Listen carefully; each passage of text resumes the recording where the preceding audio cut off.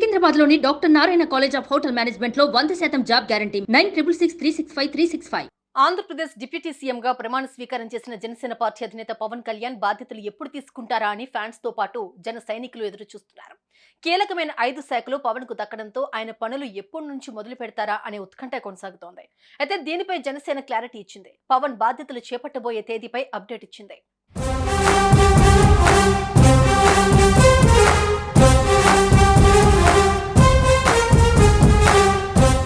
జనసేన అని పవన్ కళ్యాణ్ 10 ఏళ్ల పోరాటానికి ప్రతిఫలం దక్కింది. గత ఎన్నికల్లో 2 చోట్ల పోటీ చేసి ఓడిపోయినా, ప్రజలు తనని ఆదరించకపోయినా రాజకీయాల నుంచి వెనక్కి తగ్గలేదు.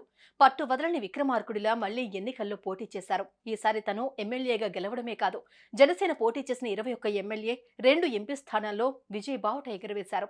అంతేకాదు, కూటమి ప్రభుత్వంలో పవన్ కు డిప్యూటీ సీఎం పదవి వరించింది. డిప్యూటీ సీఎం పదవితో పాటు మంత్రిగా పవన్ కళ్యాణ్ కు కీలకమైన శాఖలు దక్కాయి.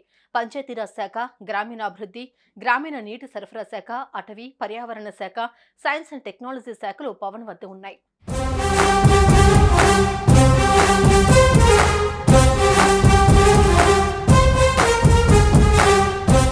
పవన్ తో పాటు మంత్రులుగా ప్రమాణ స్వీకారం చేసిన నేతలంతా లాంఛనంగా బాధ్యతలు స్వీకరించి పనులు మొదలుపెట్టారు.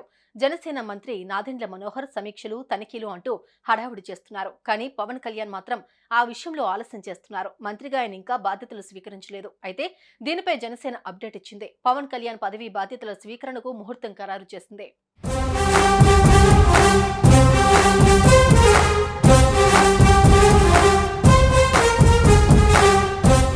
జూన్ 19వ తేదీన పవన్ కళ్యాణ్ డిప్యూటీ సీఎంగా బాధ్యతలు చేపట్టనున్నారు. ఇందుకు సంబంధించిన లేఖను సైతం జనసేన విడుదల చేసింది. దీంతో ఫ్యాన్స్ ఫుల్ ఖుష్ అవుతున్నారు.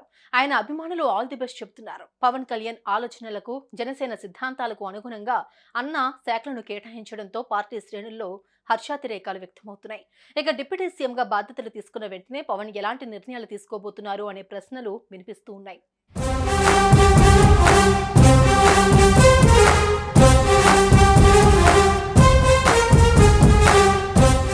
సుమన్ టీవీలో మీ పర్సనల్ అండ్ బిజినెస్ ప్రమోషన్స్ కోసం కింది నెంబర్కి కాంటాక్ట్ చేయండి.